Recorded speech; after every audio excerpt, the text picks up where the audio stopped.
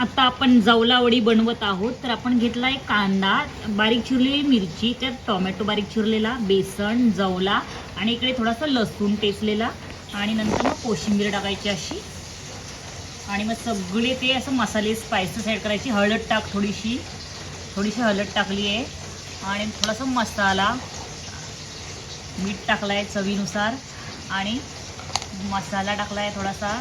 मसाला add करूया आपण थोडासा. ओके, आता त्याला एकजीव करून घेऊया.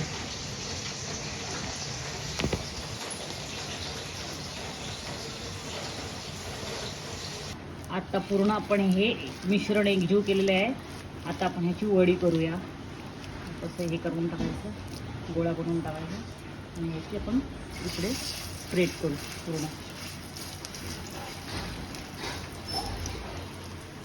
आता या वड्या खूप रेटी झालेल्या आहेत.